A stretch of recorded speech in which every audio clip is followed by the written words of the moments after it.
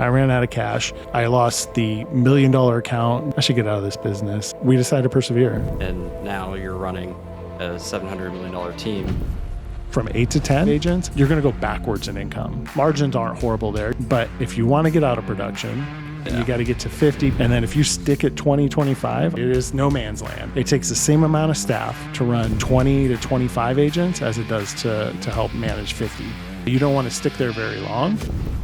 I used to do exit interviews with every agent that left the team. And then I started talking to the people that stay. So instead of thinking of like, why did they leave? Started thinking of why did they stay? If you don't help them figure out their growth path, they're going to create their own and you won't be in it. Once you start leveling up again and again, all you're going to see is problems. Leadership is not for the faint of heart. You have to sleep good in a storm.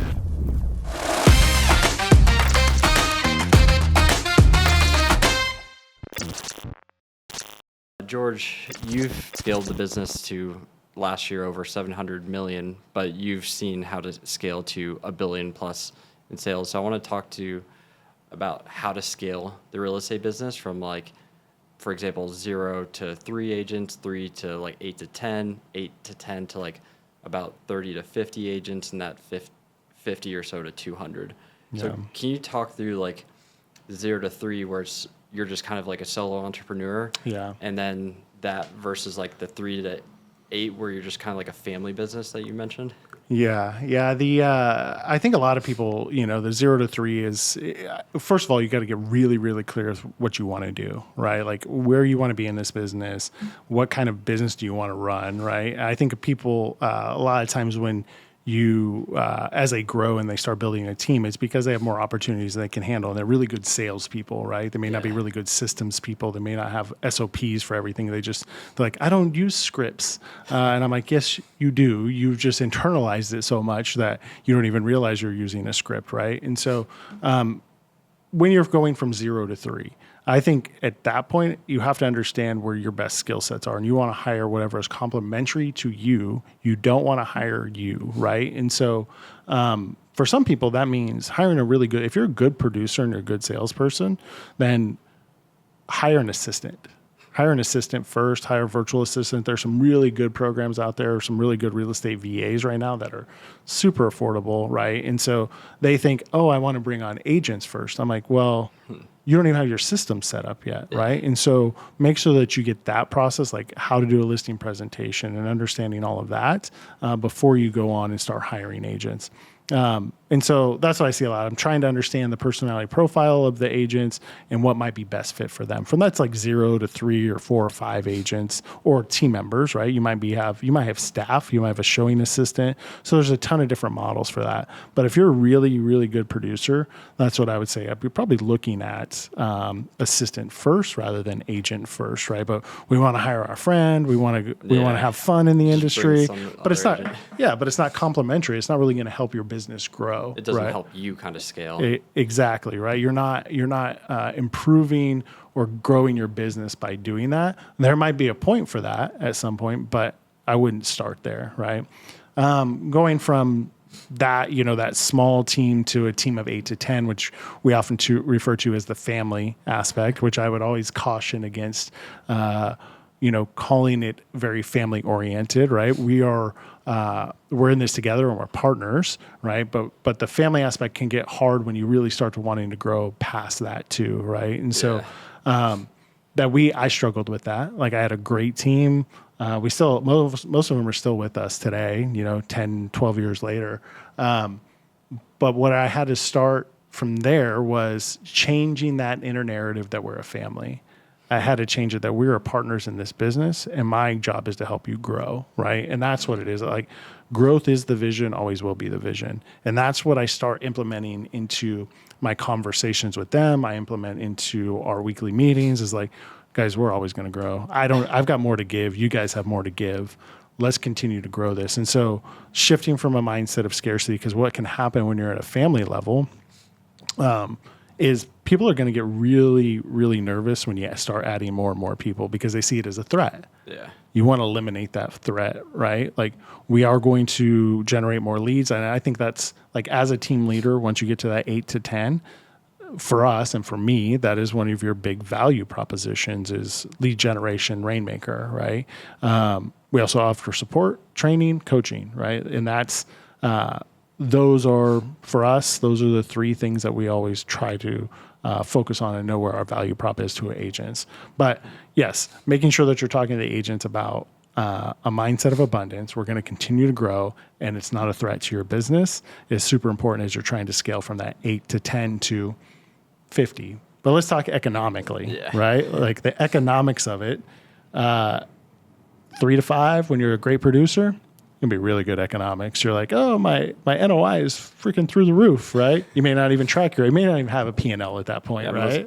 Probably at that level, it's like you're not tracking P&L, but you're probably taking home 30 to 60% net. Exactly. Which you don't have, and I mean this in the nicest way possible, but you don't have a business, right? Because if you unplug from that, there is no net, right? There is no revenue, right? And so the goal is to get to a point where you're not the majority of the revenue, right? If you really enjoy production, don't pull yourself out completely, because I think that a lot of people want to go to that, and I don't know if it's the best fit for everybody either, right? And so, so you go from that to 8 to 10. Margins aren't horrible there. You're probably still in production. But if you want to get out of production, the next step where the economics start making sense is getting to that 50 agent portion, right? You got to get to 50 because it takes the same amount of staff to run 20 to 25 agents as it does to help manage 50. And so that's where it starts to get convoluted. Like you're going to go backwards in income from 8 to 10. And then if you stick at 20, 25, I feel like for me anyways, the numbers didn't hit, right? Like I'd gone too far backwards where it didn't make sense to stick there. So it's like, okay, we got to go to 50. And you call that kind of like the dead zone? Dead zone. Yes. Yeah, exactly. It is no man's land. You don't want to stick there very long. And I think you're a little bit more durable though, like from, loss of top producers. When you're at 25, that's probably one of the only advantages where you're not very durable if you lose your top 2 producers when you're a team of 8 to 10, right? Like you lose significant revenue. But when you're at 25, it hurts, but it doesn't sting as bad, right?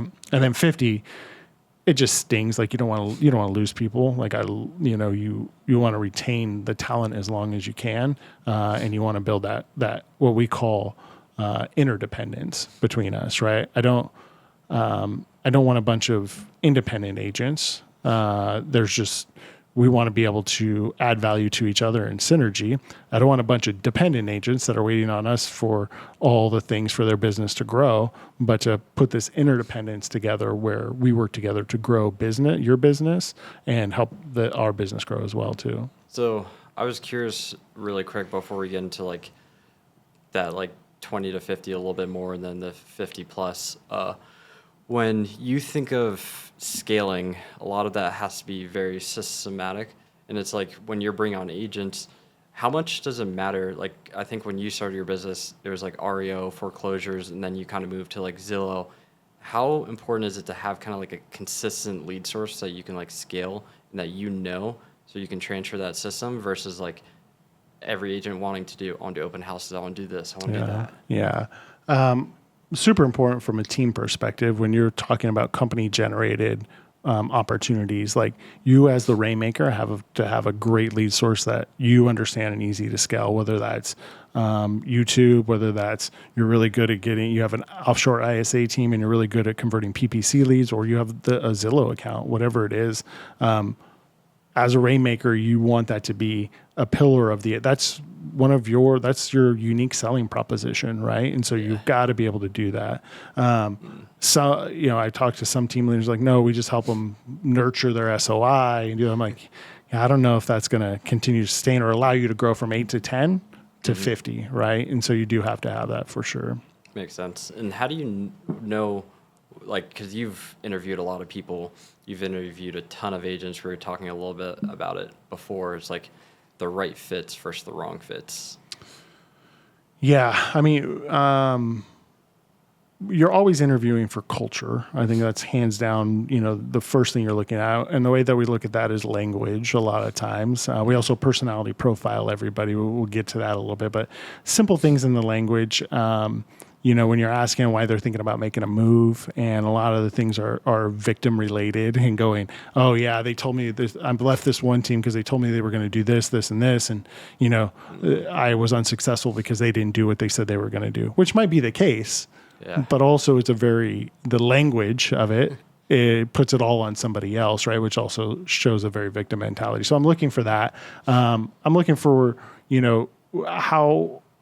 how energetic and inspired are you about the business, right? I want you to come in with this plan to burn the boats, right? And so we'll hire people that might have a job or thinking about part-time, starting out part-time, which is how I started. It's how my wife started. So we don't have anything against that, but you have to have a plan, what we call burn the boats, right? Yeah. Eventually you've got to get out of that and go all in on here. And that's something else I look for. Outside of that, like our other core values is, seeking to understand, operating with integrity, all those things, which sometimes are tough to pull out in an interview. But the bad ones can also flush themselves out really quickly. And that's the design that we decided to go with, was through quantity comes quality, right? And so I'm going to make sure that there's no big red flags here, but we're going to make it where it's not easy in the first 90 days to do all the things that you need to do, right? And so we want you to show us that you're going to be consistent with this business, that you're going to be dedicated and you're going to work hard in it, right? Before we give you opportunities for company generated connections, things along those lines. And so that's how we thought about it. The other thing that we look at is the DISC profile. We personality profile everybody we interview, and it's interesting to see the evolution of it over the years. When you're talking about sales industry, if you're familiar with DISC, right? DISC, dominant. I forget what the I stands for. It's like the gregarious people person. S, steady. C, cautious. Cautious. Yeah. And so it used to be like you really wanted to hire DI, ID combos, right? People that had dominant personalities and great people, right? So they're going to meet people and they're going to close them. Right. Which, that's awesome. But we found too, like almost any personality profile can succeed in this business if they're given the right tools. So your ISs, traditionally make good buyer's agents, but even your SCs, which you might think of like, oh, they're only suited to be accountants or they're only suited to be admin functions, right? If you give them a playbook, the one thing that they have is consistency.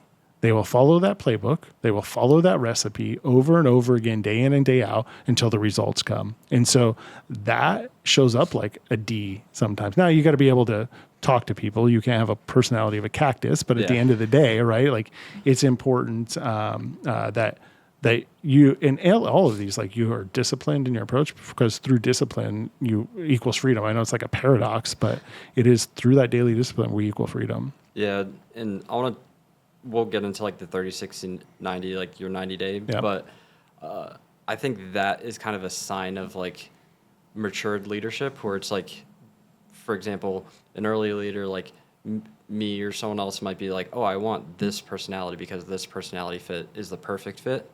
Whereas like there's a book, it's kind of like my team is like full of stupid people, something like that. It's like different colors and it's all based on personality. And it's like once you realize that every personality has its pluses, it's just how you kind of fit that in and allow that to kind of shine. I agree. So if you're hiring for a role, right, I would say be thoughtful in the personality profile, right? If you are hiring that administrative function that requires, a listing coordinator, for instance, right? Like you get a DI in that position, they're just going to be tortured every single day.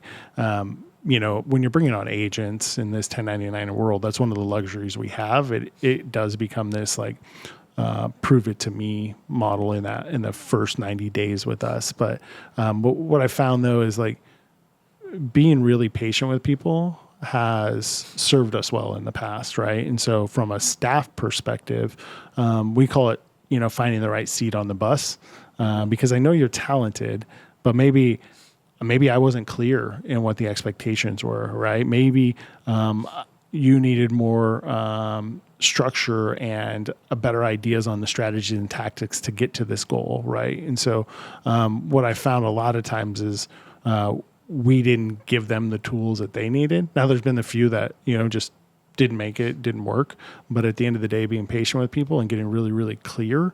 And one of the books that really helped me, I think it's called Who, but I can't remember what the subtitle was. It's right there.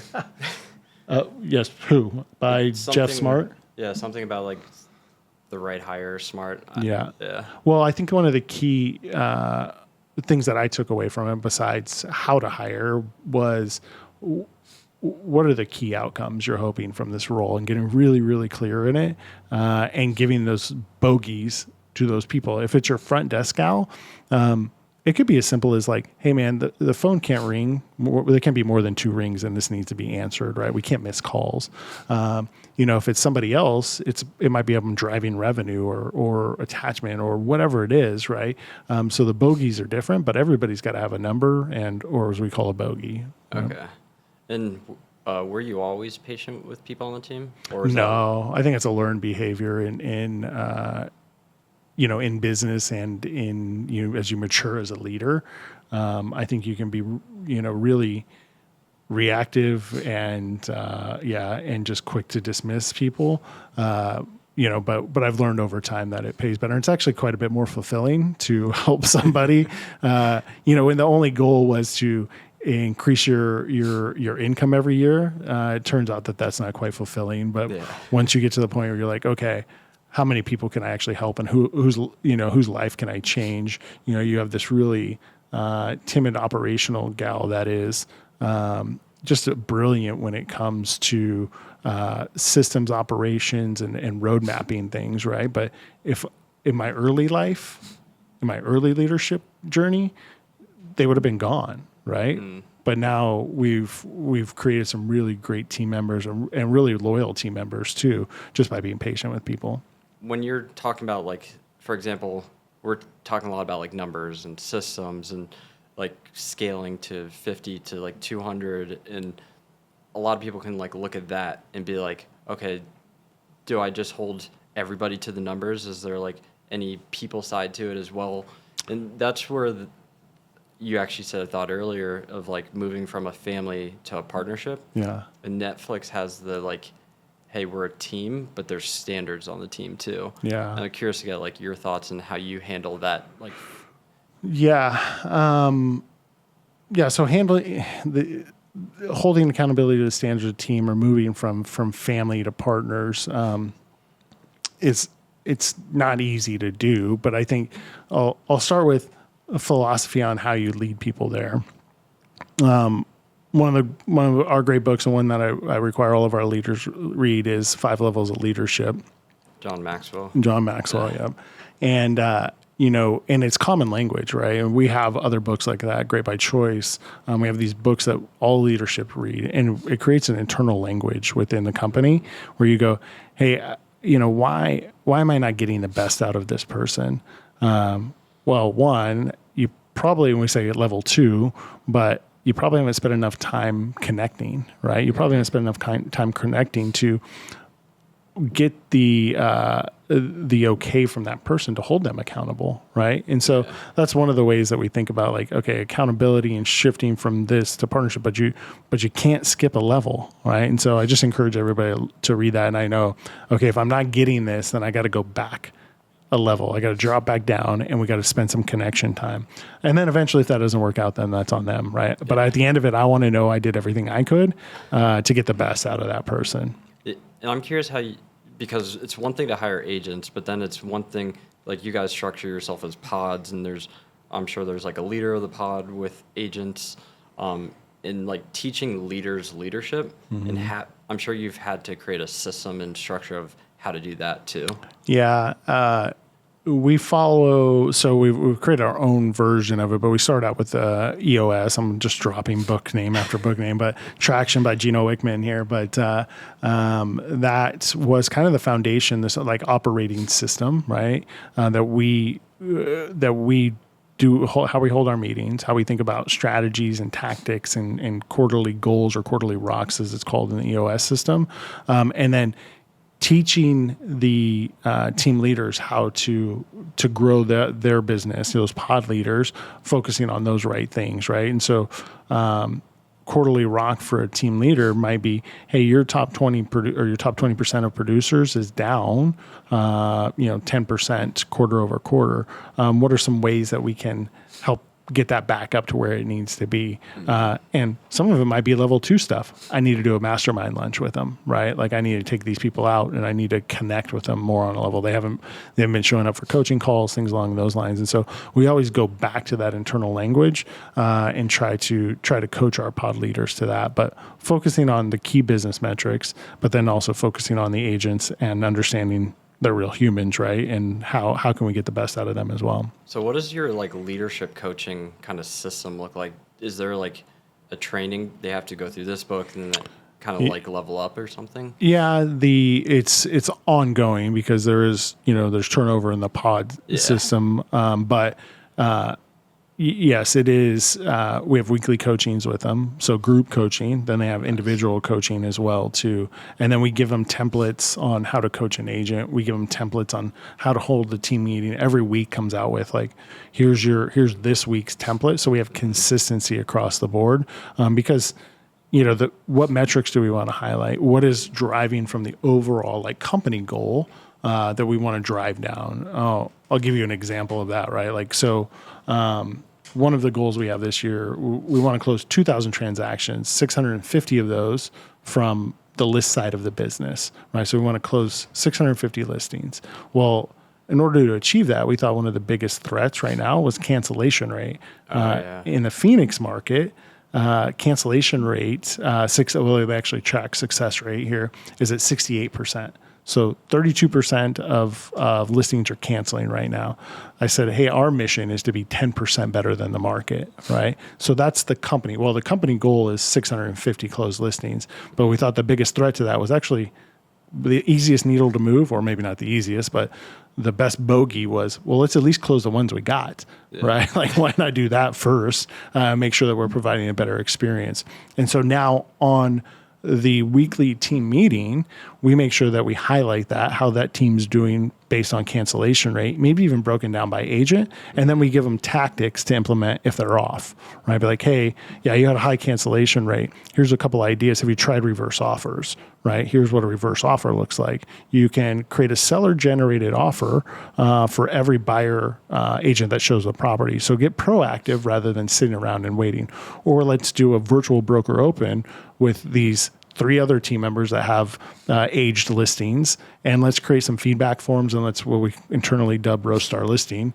And then you can get feedback and go back to the seller with it, right? And so things like that. It all trickles down from the greater, and this is an EOS kind of model, but we have one goal, one mission. We stay focused in those, and those tactics all trickle down to the activities that we're encouraging from our team leaders and from our agents.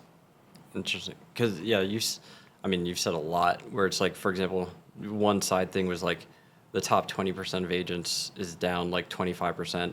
Like even just structuring that where it's like top 20%, there's the middle and then there's the bottom. Like you have levels of like leads, like level 1, level 2, level 3, level 4, and then like leadership. Just curious the thinking around that. And it's like, how did you kind of start to think through like, okay, operationalizing this, and then this number, we need to implement this tactic. Like it's very like organizational and tactical thinking. Yeah. I mean, it comes from experience, right? Yeah. Obviously, but I would say, just thinking from like getting to the root of the problem a lot of times, and then how do you go about solving those problems, right? And having a really good recipe for how you solve problems, and actually how you get to the root of the problem too. I'll give you how we came up with agent levels, right? And so I used to do exit interviews with every agent that left the team. So every single agent left the team, I'd do exit interviews, and I would get some great feedback in that.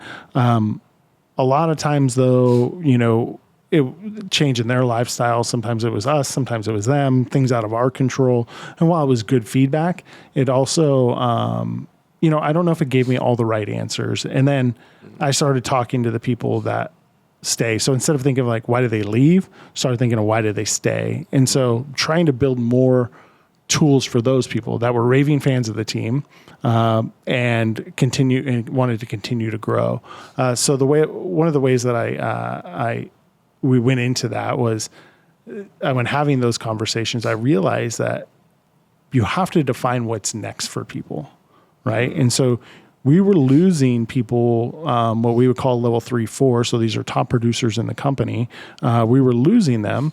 And one of the key reasons was they didn't know what was next to grow with us, right? And so people are going to, especially ambitious people, are going to create a growth path. Yeah. And if you don't help them figure out their growth path, they're going to create their own and you won't be in it, right? And so you've got to help them, give them what's next after this. So in our levels, level 1 agent, 0 to 15 transactions, they have certain split structures, and then they have certain opportunities within leads, right? And so there's a hierarchy of leads from, they're not getting luxury seller leads, appointments, but eventually they can earn their way there. And by level 4, you have, our best lead sources, highest converting. You also have luxury opportunities, but even more importantly, one of the better carrots is setting the floor of leads so they don't receive anything under 500,000 in the Phoenix market, right? And so they all want to get there. It's better splits on SOI. Company generated all stays the same. And then we also, besides splits and the hierarchy of leads improving, we also offer some operational support. But I would say the operational support is the toughest one to figure out because everybody has different needs. Yeah. And it's floundered probably. We still don't have that dialed in quite, besides transaction coordination, listing coordination, things along those lines. But, getting them individualized ISA support or individualized VAs, like it's been a little bit of a chaos. So, okay. So you'll, like, for example, talking through like the identifying a problem and then fixing it operational, it's like you'll look at a problem and be like, we're losing a lot of agents.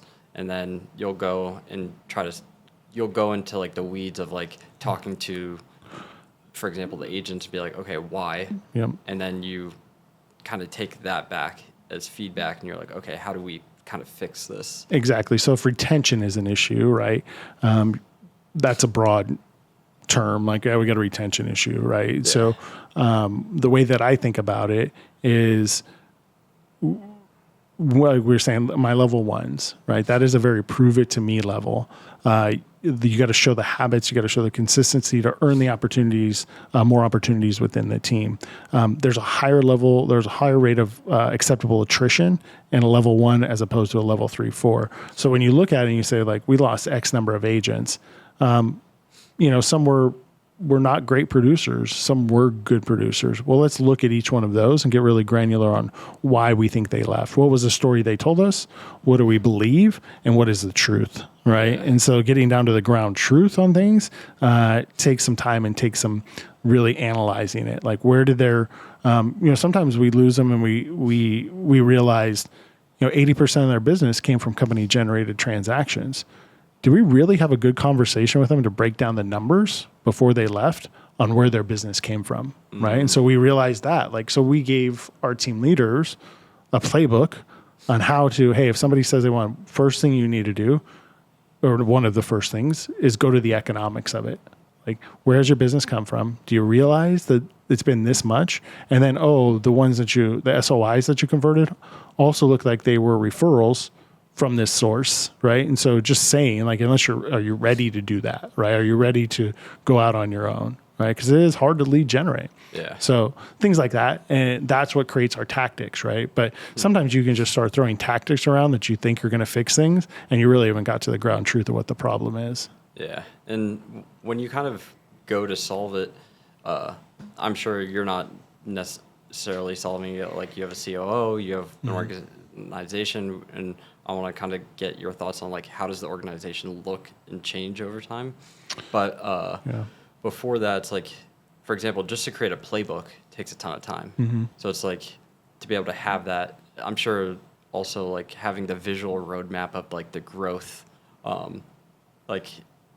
So it is very structured, right? And so so I'll just run you through how our meeting operates, right? So I meet with my leadership, which is, let's call it director of sales, director of operations, my COO, and then head of, I forget what it is, strategy of operations or something like that. So I'm not good with titles, but what we're doing in that one, there's an issues list that everybody can add to during the week, right? And so we're going to look at those issues and see if they're real threats, something that we need to address, what the priority ranking is of those issues. But what we're really going to is remember what the mission is, guys. So 2,000 closed, 650 listings. Here were the strategies and tactics we decided on. You've probably heard it. It's a 1-3-5 model. So 1 goal, 3 strategies, 5 tactics. Okay. And it is on us as a group or the individual that owns that rock to come up with that. So if it is 650 closed listings, we as a group probably identify the 3 strategies, something big like that. We're going to be okay, but there's a driver, right? And so Justin is the driver of this rock to get there. Here are the strategies we agreed on. Here are the people he needs to meet with. He needs George's help. He needs Billy's help. He needs this person's help. But he's the one reporting on that on a weekly basis to us on how he's driving that. And then from that strategy are 5 tactics in each one of those strategies, right? And so, the 650, as I said, one of them might be improve cancellation rate, right? And one of the tactics is let's implement a reverse offer program, right? Let's teach the agents how to write reverse offers so we get proactive in that. It shows the agent, it shows the seller we're not just sitting on the sideline waiting for things to come in. And so what we do is go, okay, what do we need? Well, let's give them a toolkit, right? Okay, now Julia is a toolkit specialist, right? So Julia is going to build that toolkit. Now I get I've got the staff for that. So everybody's going, oh, shit. So a lot of times it's just you early on, which it was just me and maybe one assistant creating those, the goals, the strategies, and the tactics. So keep it simple, keep it achievable in that quarter. And then we break that down into 7-day action items, 7 day. So that building that toolkit, which is a gamma site, Julia had 7 days. Yeah, she had 7 days to put it together. We all gave her ideas and we spitballed on it, and then she put it together, and then we launched it out to the team. So that's the way it goes from driving the bigger mission and roles, responsibilities, and how we get to actual action. Okay, so one big kind of core rock for the team, and then each layer of leadership, did they have one kind of mini rock that levels up to the big rock? In a way, generally speaking, yes. So, you look at, and we're just getting ready. We actually did just launch our 4th quarter rocks. Some of them, 1 or 2 of them actually carried over from last quarter because they were a little bit bigger rocks than we're able to achieve in a quarter. We keep it to 3 to 4 rocks. 3 is probably better. Okay. And generally, yes, it's a different person that owns each one depending on their segment of the business, right? And sometimes not depending on their segment of business, right? If we need this done, then somebody's got to own driving it, even though they may not be the ones, we call it running point or driving, even though they may not be the ones doing all the actions, right? So yeah, makes sense. Yeah. Curious, the difference between the organizational staff in the organizational chart at 25 to 50 versus 50 to 200. What are the maybe different departments or key people that you're okay, this starts to move the needle a lot more? Yeah, I think it depends on your strengths as a leader. Where do you sit the best, right? So when you go from 8 to 10 to 50, if there's something you're passionate about, if it's the training or scripting, right? So I know a lot of team leaders that are still, they got teams of 70, 80, 200. Levi Rogers, he's still in almost every single training, right? Because it's his passion. Yeah. Don't give that up. Hire people to complement you. When I went from 8 to 10 to 50, my first hire was a director of operations, right? I understood CRMs, technology, but not at a granular level where I wasn't passionate about it, right? I needed somebody else that was going to do those things, setting up really good dashboards. I love dashboards. but I'm never going to build one. Right. And so knowing that about myself, because those were the roles that I needed to fill. But sales and operations, right? You've got to, whichever one you lean towards, hire the other, and then finance and marketing, right? Okay. So sales, marketing, they tend to be grouped into one. But I really like that, like sales driven revenue driver, and marketing is a little bit different than that. So, I tend to keep those separated. So who's going to help you with the marketing side? There's a lot of great young talent out there that understands IG and social platforms and YouTube way better than I do. And so once again, I'm hiring people to fill my gaps. They should be able to do the job as good or better than me, right? If you're hiring somebody that doesn't do it as good as you, then hire somewhere else. Yeah, hire for another position, right? So, but I can honestly say everybody that we have in this and the role they do it 100 times better than I could. Okay. So I used to think growing on YouTube was hard until I learned the game of YouTube. Now we manage over 30 of the top real estate channels from 0 to 50,000 subscribers, and they each generate over $250,000 in extra GCI every single year. And here's the one thing that I learned. YouTube is not a video quality game, it's a packaging game, meaning it's all about the topics and how you package them. That's why we send the top 10 highest performing outlier videos every single week in our newsletter. We track over 150 of the top real estate channels across the country and way more outside the industry to give you the 10 highest performing outlier videos every single week to inspire your next video. So if you want 10 free ideas every single week sent to your inbox, click the link in the description below and join the Breaking and Building Leaders newsletter and join over 7,000 agents who get the 10 best outlier videos sent directly to their inbox every single week to inspire their next video. Join the newsletter today. It's completely for free. Earlier on, I'm sure losing, for example, a pod leader was a lot more like heavier. Like when you had 1 or 2 pods and a pod leader would like leave or whatever. Like how did you kind of react and deal with it then versus like how you kind of manage it now at scale where it's like, okay, maybe it's not, obviously no one wants it to happen. Yeah. But. Yeah. I think you have to have SOPs for everything, right? Something that happens more than once, you better have a process or a system, a standard operating procedure for it.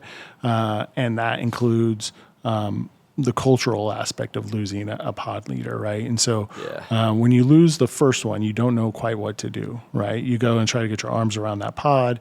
You take it over yourself, try to get a temperature on who might leave because they had a great connection with that pod leader.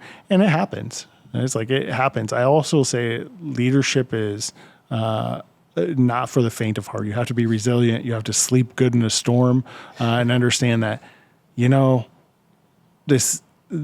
this isn't that big of a deal, right? Like it sucks, don't get me wrong. But at the end of the day, man, once you start leveling up again and again, like by the time you build a really big team, all you're going to see is problems, right? And every problem stresses you out and every problem beats you up and every problem seems like it's catastrophic. Man, you're going to be stressed out to the hilt. Your first lawsuit, or whatever. If you do 2,000 transactions a year, man, like I'm telling you, you're going to get lawsuits. Yeah. And law of large numbers. Exactly. And you're just like, now you're going to be like, oh, crap. And you just send it over to the attorney, right?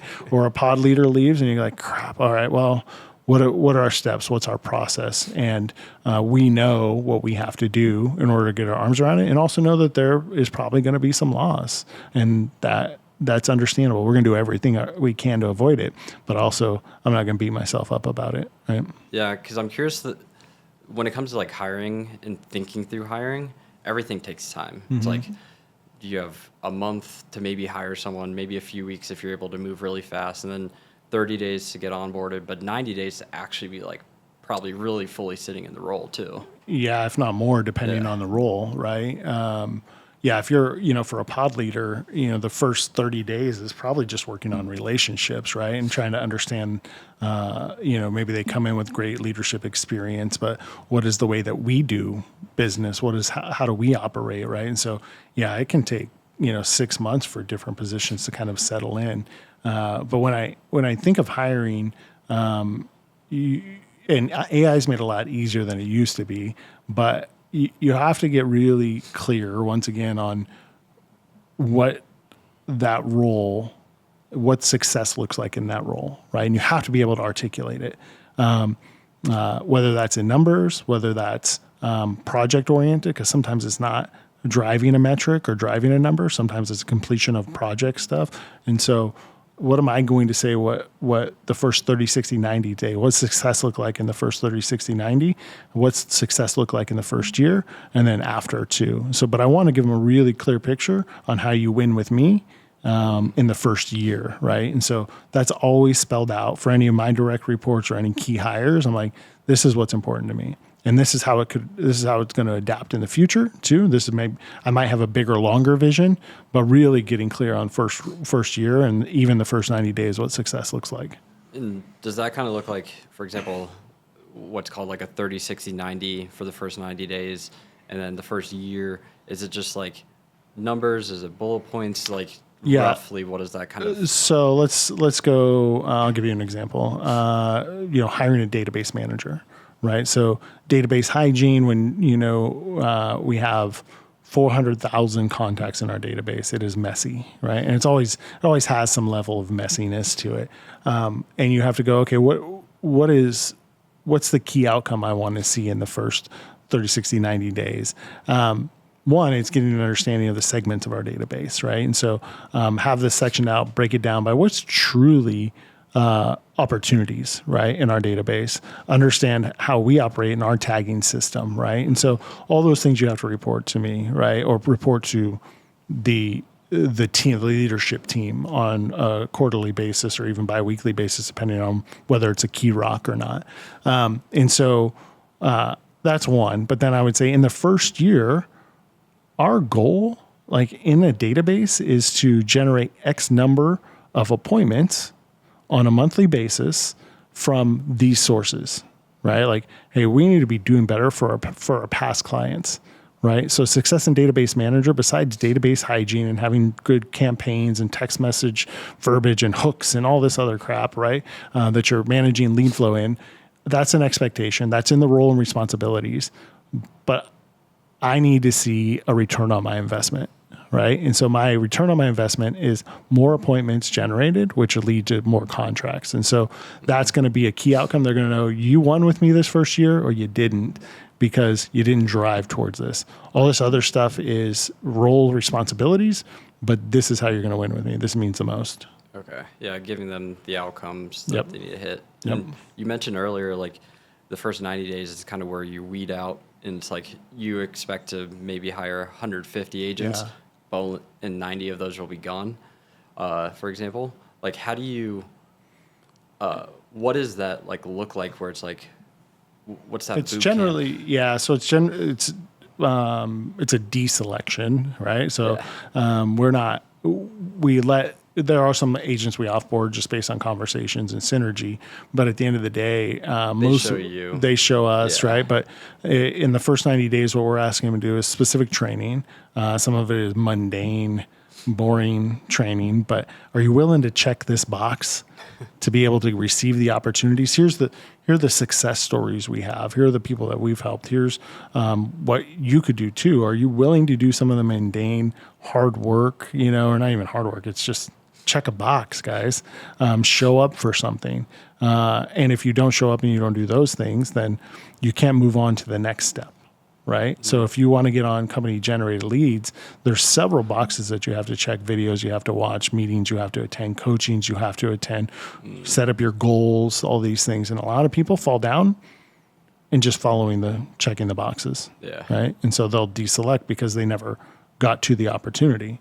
Right. And so that's the way we think about it, is like, okay, these, like I said, we can sit across the table from people and you think this person's going to kill it, but then they won't even get through the training.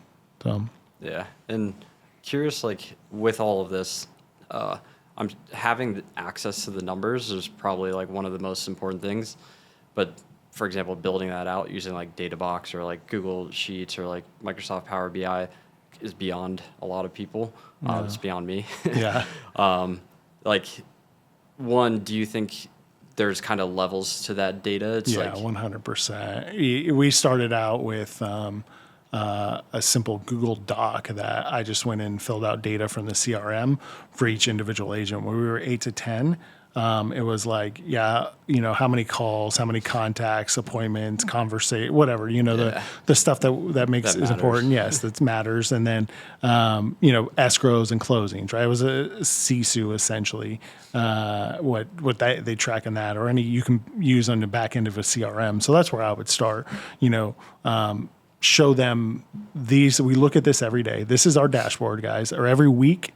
We are pulling this up in our team meeting and we're going through it, right? We're going through this no matter what. And that's a 4DX, 4 disciplines of execution. And like, you've got to have a dashboard and you've got to stack rank people on those dashboards because I want competitive people that want to be, that want to win, right? Yeah. The number one indicator is a strong desire to win, whether you're going to make it in this business or not.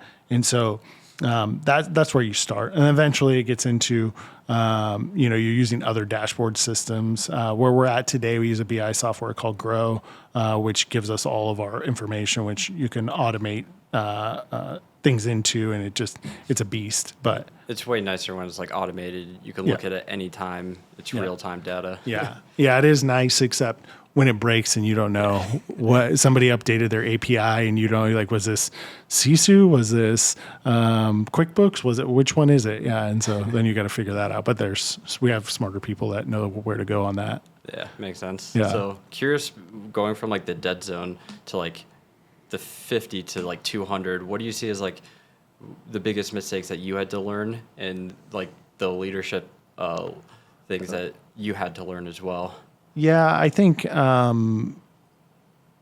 to learn a lot, like leadership skills and that.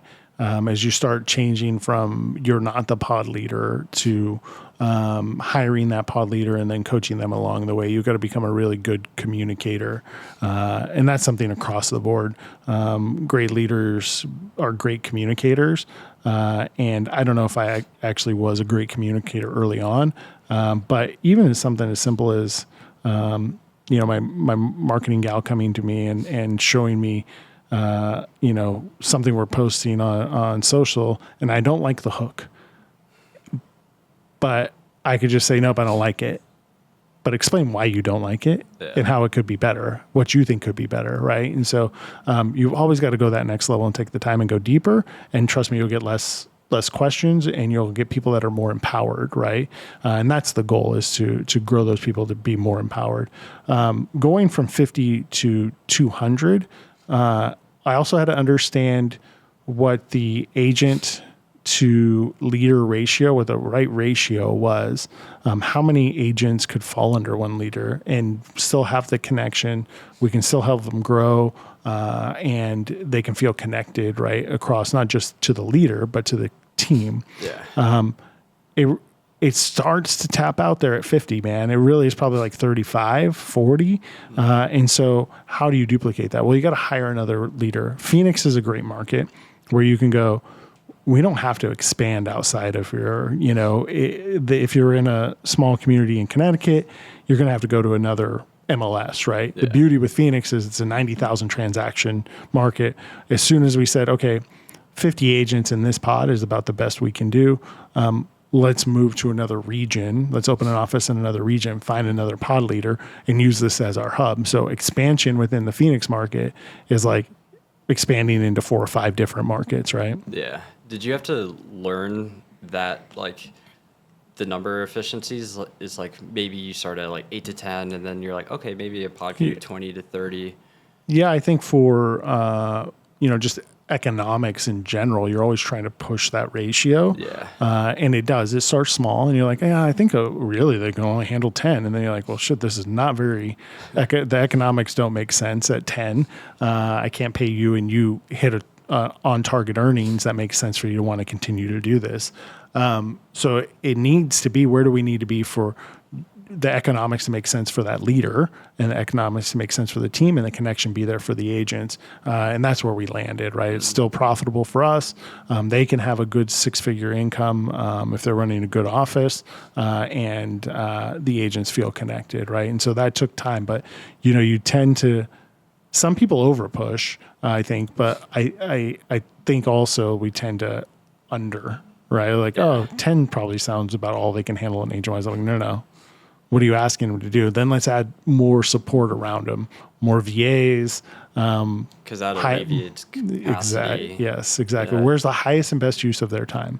Highest and best use of a team leader or pod leader's time is building the agents, right? And so being able to have a really good coaching call, really good one-on-ones, a great meeting that builds synergy, connection, and inspires, that is what I want you to do. Everything else, deal doctoring, there's connection built in that, helping you write a contract, connection built in that. But at some point, right, you look to your other leaders in the team to help answer that. So you go to like crowdsourcing this stuff, right? So, hey, yeah, I love that. I can definitely help you with that. Also know that you can go to our Google chat and throw this stuff out there. Like, I'm good at it, but you know who's really good? There's like 3 other agents on the team that'll jump in and tell you verbiage for this addendum, right? And so it's things like that, like figuring out how to find space back so you can spend time in the highest and best spots. And I saw something, I forget who, there's great, like some leaders like throw money at a problem, great leaders alleviate capacity and expand capacity of a team. And to be able to do that, sometimes you have to know like where to do it. Mm-hmm. And I was curious, like, is it intuitive? Do you do like a time study? Yeah, I think the time study is one of the first things we go to, right? Like capacity audit is what we call it. Which anybody starts telling me they don't have capacity, I'm like, okay, well, what are you doing? Show me your schedule. Yeah, show me your schedule, but let's get even more granular than that. Yeah. Like every 30 minutes, and there's apps for it now, I'm sure, or like just take a notes in your phone and just do an audit. Every 30 minutes, set an alarm and write down what you did. I know it seems like it's micromanaging, but I'm trying to help you. I'm trying to figure out how I can alleviate some of the minutia. And I do that with agents too. It's like, let me see a capacity audit. Like, where are you spending your time? Well, you should be asking your TC for this. You should be asking your listing coordinator for this. Or from a team leader's perspective is like, hey, this seems like a broker hotline question, or this seems like this, right? Like, let's make sure we're spending the time where you're going to see the greatest return. Yeah. And that makes it black and white. It's like, okay, we're losing time from like these things. And for example, this is administrative. So it's like we could offload that. We could. I think it's also a process in self-discovery too. If you ever think you're at capacity, do it yourself. I do it to me and myself, probably once a year, where I go, shoot, I feel like I'm just burning out and don't have any time. And when you actually do it and you go like, well, I'm spending too much time in things that I shouldn't be spending a ton of time in. Right? Yeah. And it's probably important that you explain like why you're doing it to the team. So it's like, they're not like, hey, he just wants to like make sure I'm working. Yeah, and that too, that comes with time, right? They know anybody that I'm going to ask it of is there's the trust factor there, and I hope whoever their leader is, I ask them to do that too. There's that trust factor. I'm not trying to do a gotcha by any means. Yeah. This is an exercise in self-discovery, plus it's an exercise for me to try to look at and see where we can offer more support. It's like you're so busy anyways, like the last thing you want to do is like nitpicking how you spend an hour. Yeah, I don't, but I'm not a micromanager, never have been. So no. So, but that's where like I've been learning. It's like you can audit time and you can be like, you can pull things out and you're like, oh, again, you can have more capacity because you can hire someone and alleviate 10 hours a week from this person's schedule. Yeah. It's kind of cool to see. It is cool to see. And you can see it, just the excitement on their face too. Like when they're like, oh, okay, shoot. I don't have to do that. Or maybe they didn't know the tools that were available to them to help alleviate some of that too. That's the other thing that we found is like, you didn't know that we can do this for you, right? So you don't have to schedule your inspection or, whatever it is. And so, I think it is a great tool to start with. So kind of curious, you started as a bartender, then you got into real estate, and now you're running a $700 million team. Like there's levels to like how you've had to evolve and the thinking that you have to go through. Running a business is like, you're just constantly get beaten up with problems, issues. Like the CEO is the problem solver for the biggest issues. So like, I'm curious when you kind of think back and you look at like everything along the way, it's like, what do you think are some fundamental things that really helped you shift from where you started to where you are now? Yeah.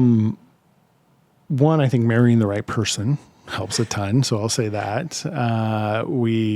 Both my wife and I have a great growth mindset where we're always improving with this grace, though, right? Like understanding that and this is going to sound super cheesy, but I'll tell you, lean into cheesiness. It is good for your soul and your relationships. But we realize we are enough, right? But I always want to get a little bit better, right? And I want to do things that we had a common mission to change our family tree, change the cycle, break the cycle, whatever the hell you want to call it, and build something better for our family and for the future of our family. And so that's always been the why and the driving factor. And she's been right alongside me in all of that. And so I think that's important. Having the commitments to a really good morning routine, which you'll hear it in hundreds of podcasts. It is not BS, guys. The way the morning routine changes over time is different, though, right? You have burners of your life that sometimes you have to crank up the work one, and sometimes you have to crank up the health one, and inevitably, sometimes I got to crank up the family one. And so when I look at my burners of my life, my morning routine depends on what burner needs the most attention right now. Yeah. So if I'm, if you're getting out of shape or if your mindset isn't right, maybe, you need to spend more time in mobility and meditation, right? If the business isn't doing good, you need to get your ass up and start planning and preparing and do more before 8 a.m. than 90% of the population is doing, right? And so that strong morning routine is super important. And I think it's always important. And then you bookend you got the morning, but then a lot of people miss the bookend, the night, right? Routine. The evening. Yeah. Are you taking in garbage content? Are you doom scrolling? Are you reading something that is uplifting, inspiring, and full of gratitude? And that's where you need to stay, because it can feel like a daunting burden running a business, trying to grow a business. But man, it provides so many blessings. And even in the shit, you can find gratitude. You can find moments of like blessings. And that's what I try to do, man. Like at the end of the day, I have a gratitude journal.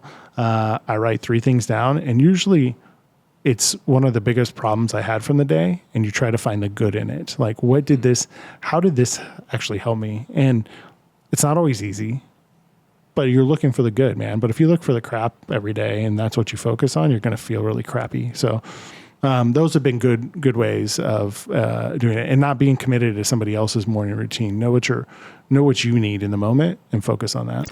Really quickly, before we get back into the episode, did you know that email beats the ROI of social media 40-1? If you want to turn your email list into more listing appointments, then you need to check out Ella. Ella is the only email marketing agency for real estate agents. We help you build a hyper-local email newsletter. We also send conversation starter emails, and we do way more. So you can turn your email into a profitable marketing channel this year. Click the link below. Check it out. Hope to see you in there. Let's get back to the episode. I want to break down just a few of those. Like one, for example, marriage.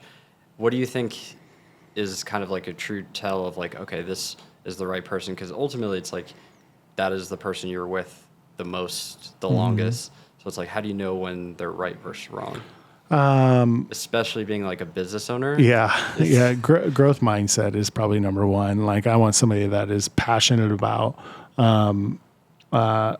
trying to be a better version of themselves, right? And knowing that we're all struggling, right? And we all have our own crap, and that.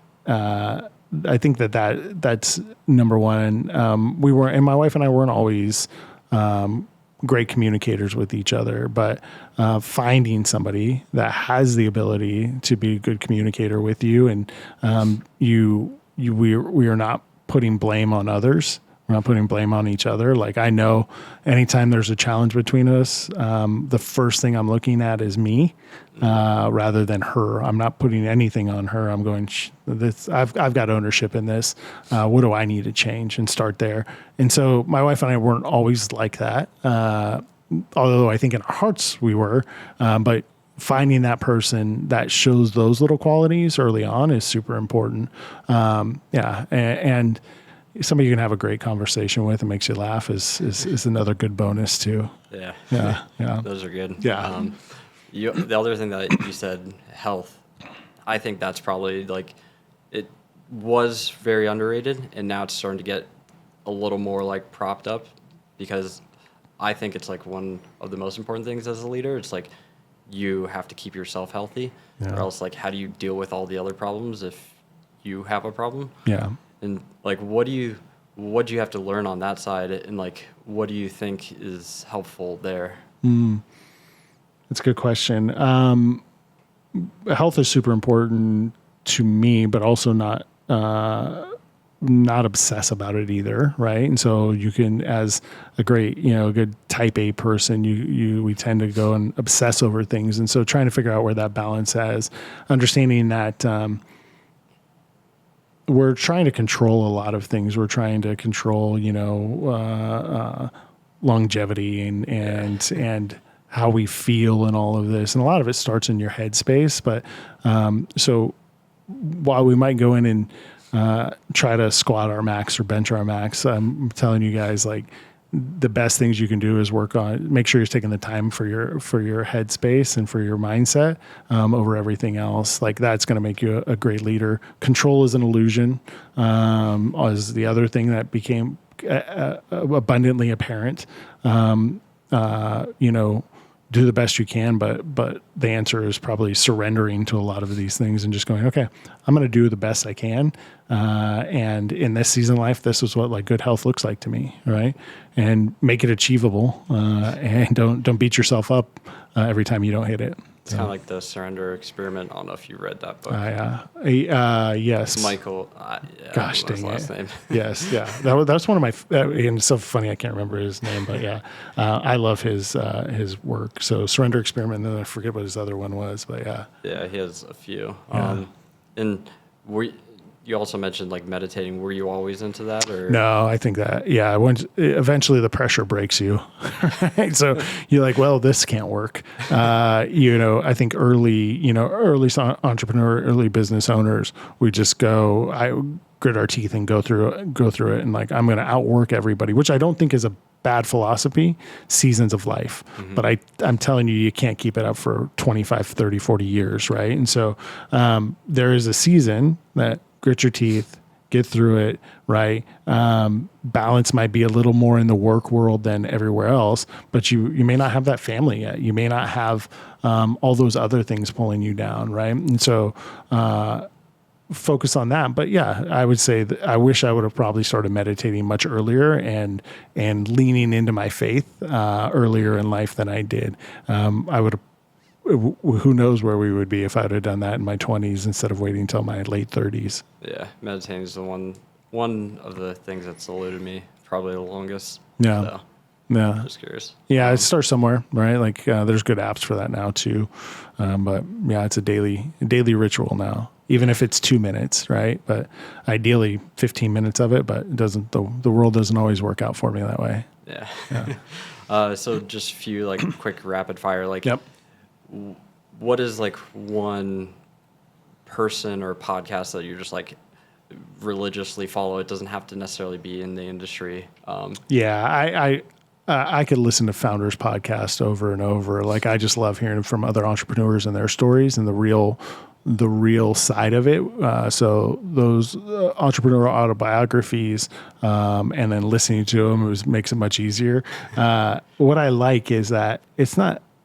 They don't just give you all the good or here's how to succeed. Yeah. It's like all the shit that they went through before then, right? It just makes you feel real and validated in what you're going through, right? And so that's why I enjoy it. I'll sit in my driveway to finish one of those for 10 minutes sometimes. My wife's like, what were you doing out there? I'm like, I was listening to a podcast. Yeah. Founders is great. It's becoming one of my favorites. Yeah. So what one book do you always gift?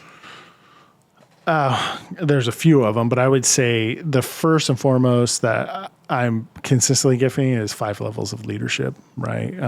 When I'm coaching, when I'm talking to people, that had a great impact on my life. 4 disciplines of execution is another one.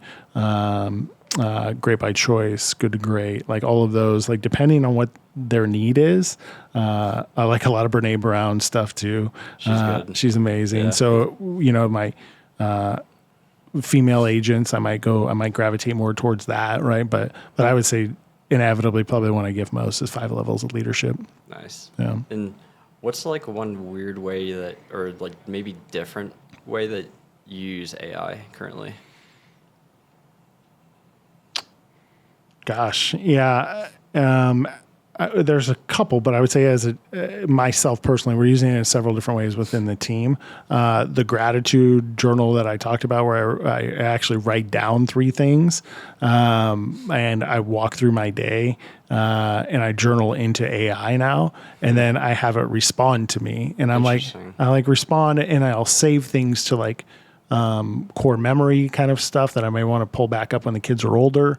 And it also responds in like a therapeutic way. I know, once again, cheesy, but lean into the cheesiness, guys. It's super helpful. I can have these conversations essentially, right? And then I would say also my morning routine when I'm, doing my mobility work, I'm using, ChatGPT and conversation, like to build out my priorities for the day.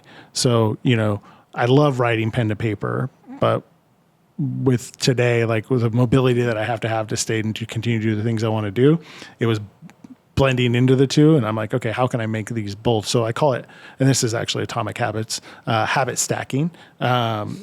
So anytime that I have 2 habits I want to make sure that I continue to do, you just stack them together, right? Stack them together, be like, okay, how can I accomplish this and this at the same time? That's cool. Yeah, or right afterwards, right? That like voice to talk. Yeah, on ChatGPT. I just have a conversation. Hey, I'm planning my day out today. I know I've got this, and this. I need to work on my monthly message for the team. I'm thinking about going this direction. Ask me 10 questions about this to help me formulate my message. Right. Nice. Super simple. That's cool. Yeah. And then entrepreneurship is, especially in like sales, it's a roller coaster. There's highs and lows. Everyone kind of looks at the numbers, especially in real estate. It's very visible, real trends, rankings, etc. But people didn't see everything that it took to get you to where you are today. So I was curious, can you take me back to like one moment where it's like maybe you thought you were gonna quit, or like you feel like might have been like the lowest moment, or might have just been the hardest time? Yeah. Yeah, I think it was early in the career, right? Like, what direction are you going to go? I don't know if I was cut out for corporate America, but there was a moment when the market was down, but we had actually positioned ourselves really well into the REO market and foreclosure market. I had one of the biggest accounts that you could get, which was Freddie Mac. So Freddie Mac was sending us listing after listing. And at that time, you had to, as the listing agent, you paid for all of the things to get the property ready. So clean it up, landscaping, and then they reimbursed you. Well, Freddie was like 6 months out on paying you back for this stuff, and I ran out of cash. And I actually hired my dad to do the work because he would wait to get paid until, in there, I lost the account because they thought I was giving kickbacks to my dad or getting kickbacks from my dad. And I lost the $1 million account during the down market. And I'm like, maybe I shouldn't I just lost, like, that was our best client, or one of our only clients at the time. I'm like, I should get out of this business. I should maybe look at something else. And, the market's shit. And then, we decided to persevere. I'm like, I'm going to go try to get some more clients in this route.